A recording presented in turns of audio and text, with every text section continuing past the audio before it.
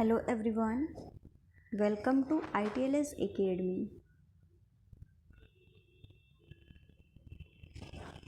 This lecture is continuation of evaluation of non-antibiotic antimicrobial agents, and our topic will be estimation of bacteriostasis.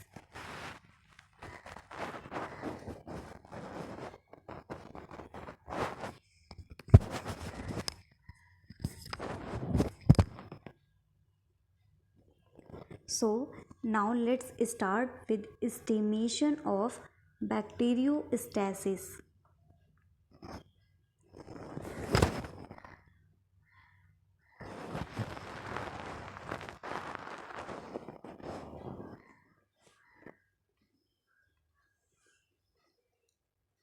Tests considered to date have, without exception, measured unequivocally the bactericidal effect.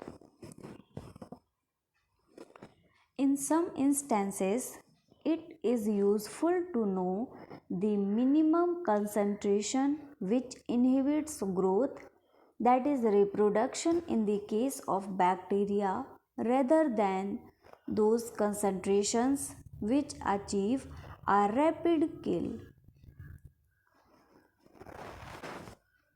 The implications of term bactericide and bacteriostat were discussed earlier in our previous lectures.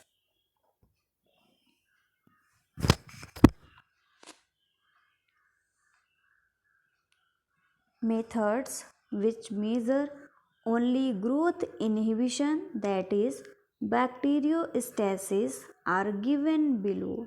So we are going to deal with methods that are used for the measure of growth inhibition. First is serial dilution. First of all, when we are going to deal with growth inhibition method, a point that must be in note, that the point at which no growth occurs is taken as the bacteriostatic concentration, that is, there is no further growth. So we can say that bacteriostatic concentration is minimum inhibitory concentration. It is essential when performing these tests to determine the size of the inoculum, as the position of the end point varies considerably with the inoculum size, which should always be defined in any description of result.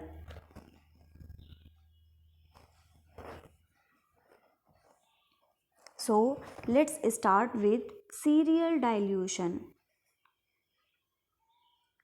Graded doses of the test substance are incorporated into broth dispensed in McCartney bobules, and the bottles inoculated with the test organism and finally incubated.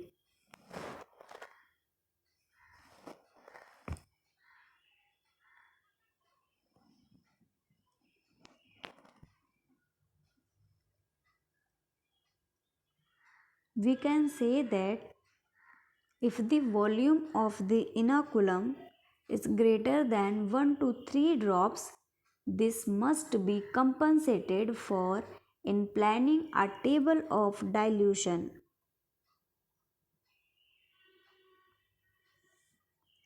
The test is carried out in practice by mixing the appropriate volume of the solution under test with double strength broth and making it up to volume with water.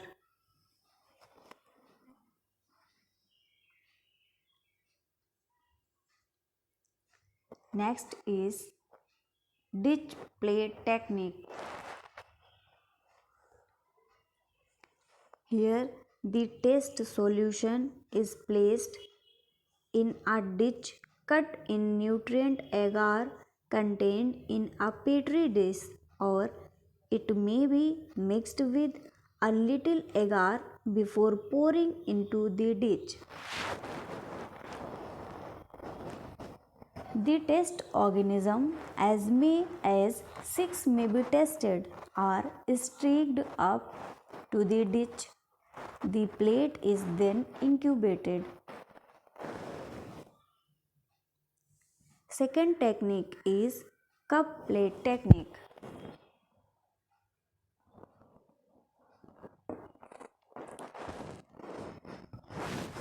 In this technique, the solution is placed in contact with agar, which is already incubated with the test organism, and after incubation zones of inhibition observed. The solution may be placed in a small cup sealed to the agar surface, that is a method used widely in antibiotic assay, and in a well cut from the agar with a sterile cork borer, or applied in the form of an impregnated disc of the filter paper.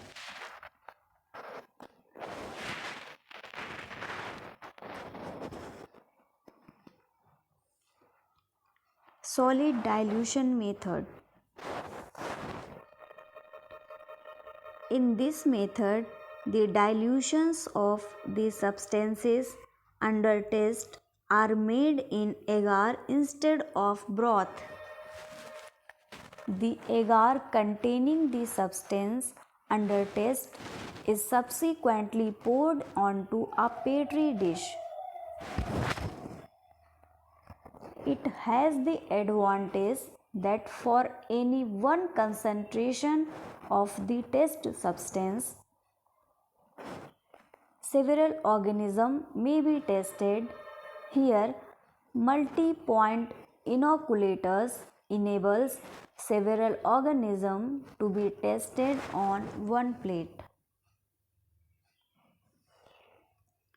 Next technique is gradient plate technique.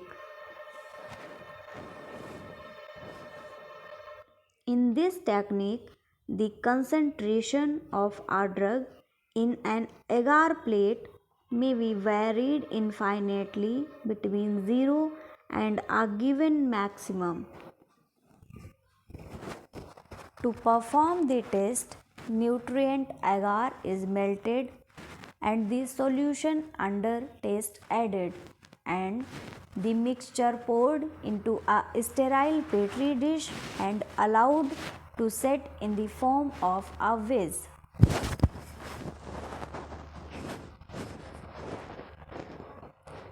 A second amount of agar is then poured onto the vase and allowed to set with the petri dish flat on the bench.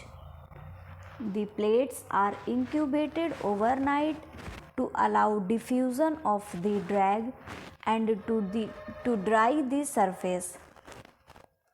And finally, the test organism must be streaked in a direction running from the highest to the lowest concentration. Up to 6 organisms may be tested in this way, that is by the gradient plate technique.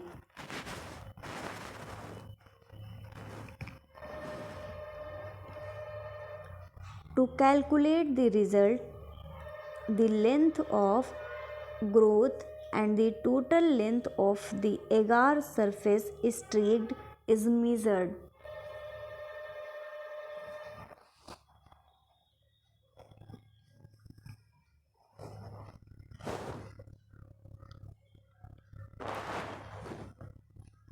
Now we are going to study test for antifungal activity.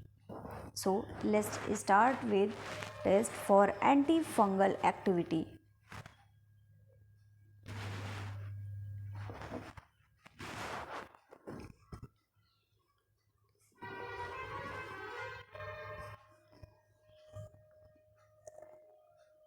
Fungi may be potential pathogen or occur as contaminants in pharmaceutical products.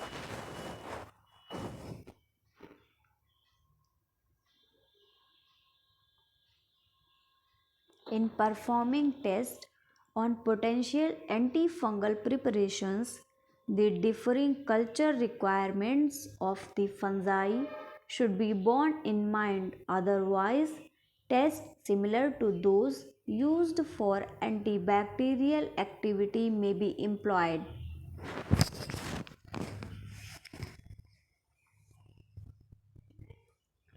Fungicidal activity. Fungal spores or mycelium may be added to the solution under test. At selected time intervals, samples can be subcultured into suitable media and the presence or absence of growth noted after incubation.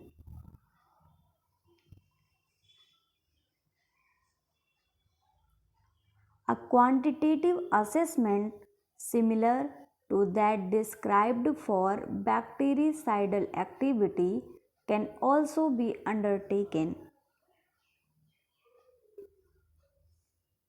Next is fungi static activity. Both the liquid and the solid dilution test described above for bacteria may be used, and suitable media must and of course be employed.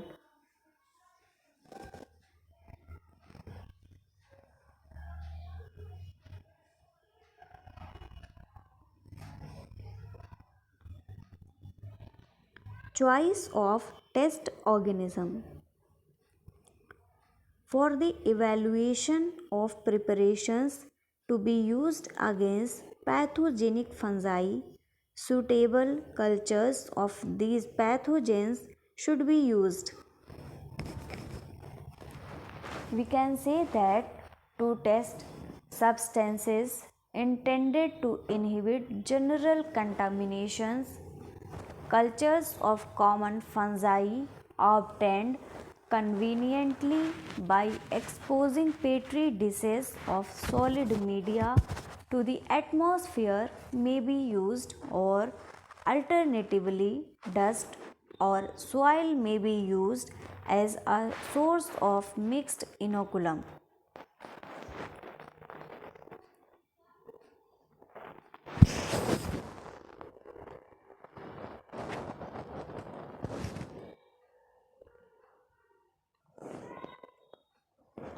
Next is virucidal activity.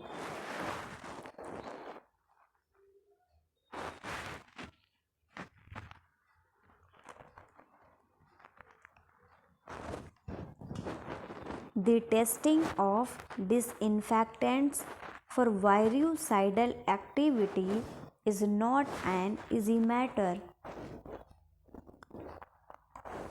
Tissue culture or egg inoculation. A standardized viral suspension is exposed in the presence of yeast suspension to appropriate dilutions of disinfectant in WHO hard water.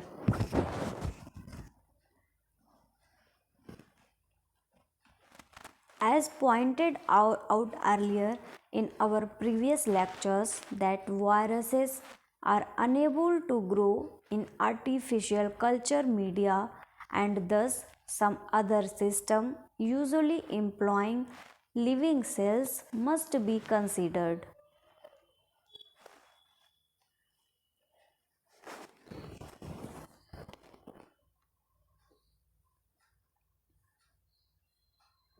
The drop in infectivity of the treated virus is compared with that of the control, that is untreated virus. At appropriate times, dilutions are made in inactivated horse serum, and each dilution is inoculated into tissue cell culture or embryonated eggs as appropriate for the test virus.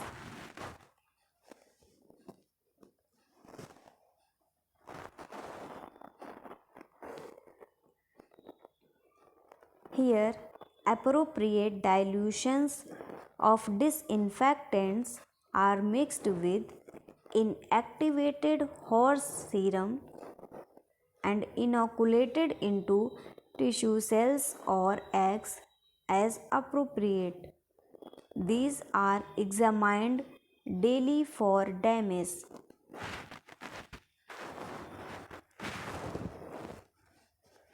Since disinfectant itself might not be toxic to the tissue culture or eggs, a toxicity test must also be carried out.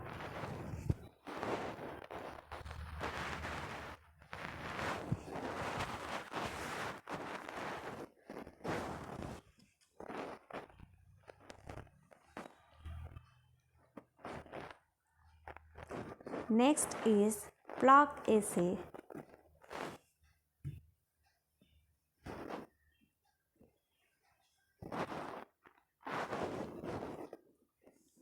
Plaque assay at present apply to only a very limited number of viruses. For example, polioviruses, herpes viruses, and human rotavirus. These are some viruses types on which plaque assay can be applied. The principle of these assays is as follows, that is, test virus is dried onto cover slips which are immersed in various concentrations of test disinfectant, and evaluation of various time intervals, and a plaque counting method used to determine surviving viral particles.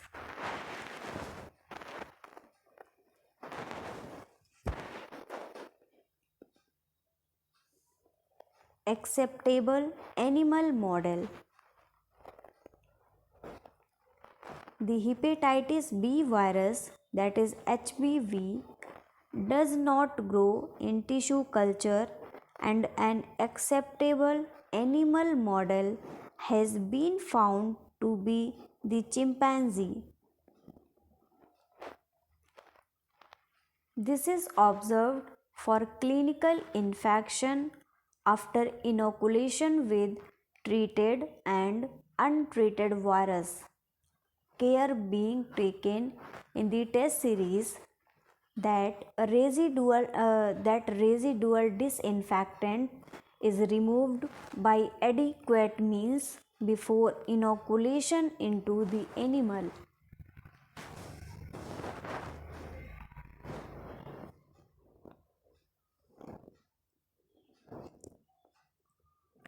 This procedure is limited by the number of animals that can be used and by the strictures imposed by a human approach.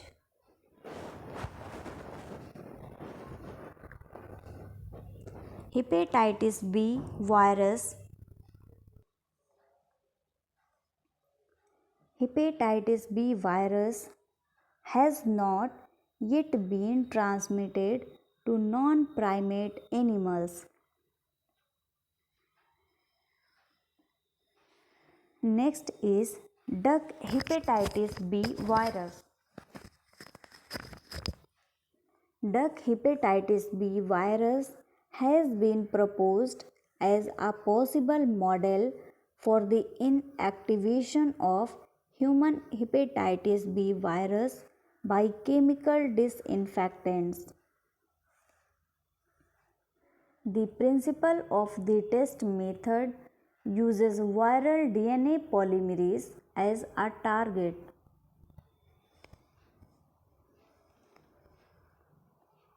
total inhibition in vitro of DNA polymerases by chemical disinfectants being predictive of inactivation of in, infectivity in vivo.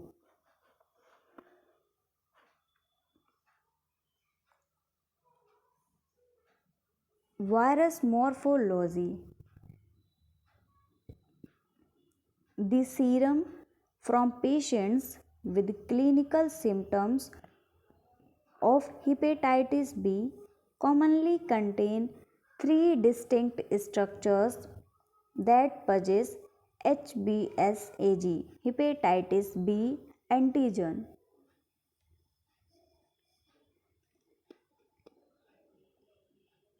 The effect of different concentrations of various disinfectants on the structure of DANE particle have been studied, but it is unlikely that morphological changes can be related to virucidal activity.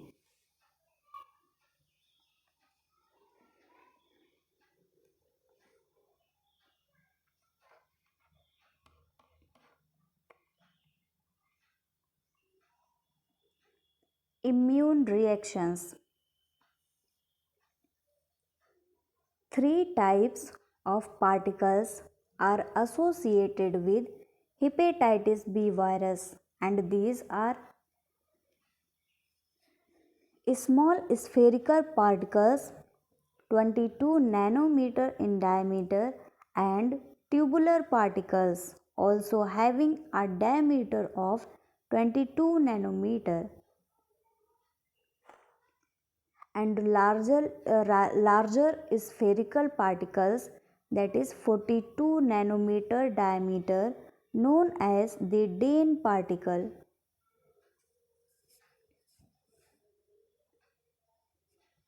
The DANE particle alone has a typical virus structure and appears to be infectious but in least common form.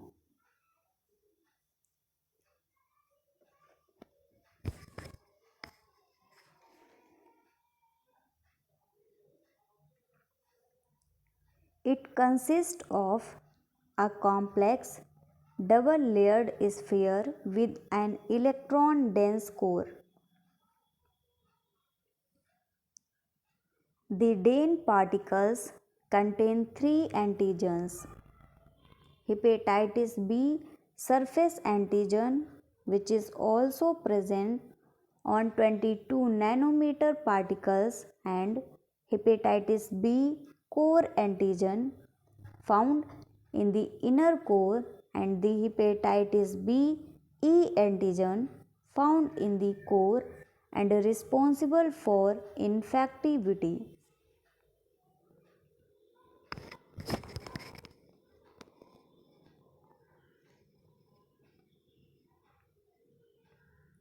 It contains partially double-stranded circular DNA and is degraded as the putative virion.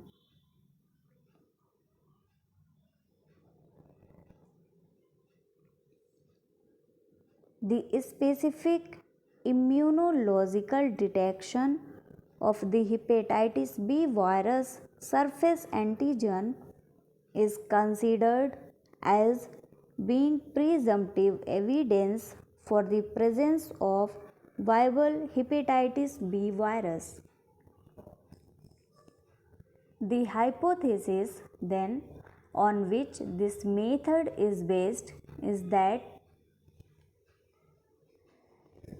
if the disinfectant can destroy the reactivity of hepatitis B surface antigen, it can also destroy the infectivity of hepatitis B virus.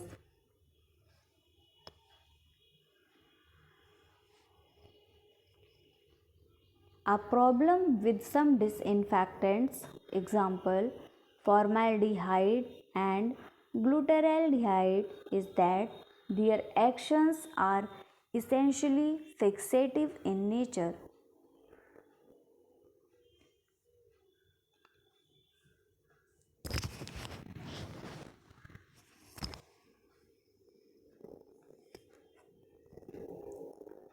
endogenous reverse transcriptase.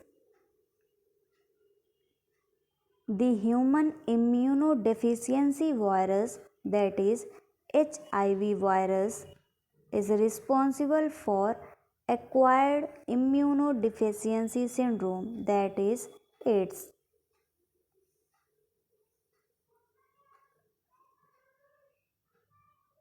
Because of the hazard and difficulties of growing the virus outside the human, a different approach has to be examined for determining viral sensitivity to disinfectants.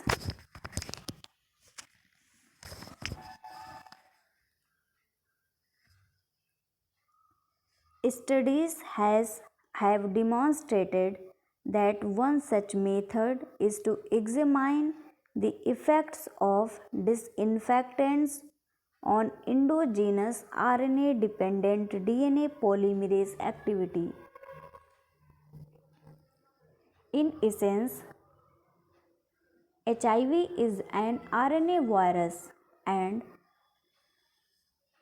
after it enters a cell, the RNA is converted to DNA under the influence of reverse transcriptase, and the enzyme reverse transcriptase is RNA dependent DNA polymerase that forms DNA from RNA. The virus induces a cytopathic effect on T lymphocytes, and in the assay, reverse transcriptase activity is determined after exposure to different concentrations of various disinfectants.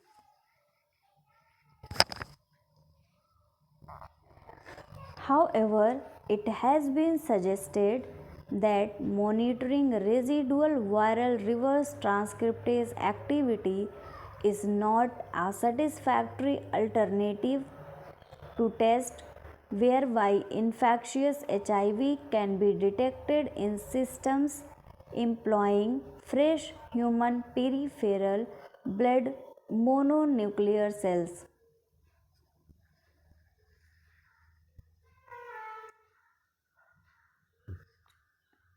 Bacteriophage. Bacteriophages are the virus that infect bacteria. They look something like this. This is the structure of bacteriophage.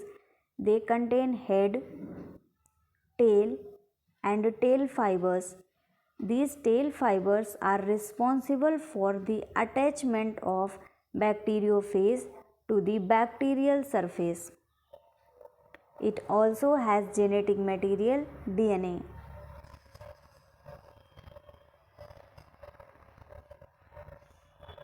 A model for evaluating virucidal agents has been described which employs bacteriophages as indicator organism. Bacteriophages used include those infecting E. coli and Pseudomonas aeruginosa.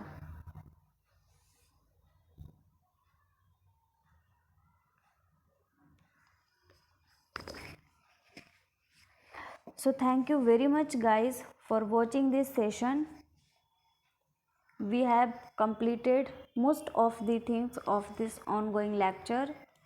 Remaining we will discuss in our upcoming lecture. Thank you very much for watching this session. You can subscribe ITLS Academy on YouTube, and you can also get it on Google Play Store. So thank you very much again for watching this session. We will continue many more things related to this lecture in our upcoming sessions.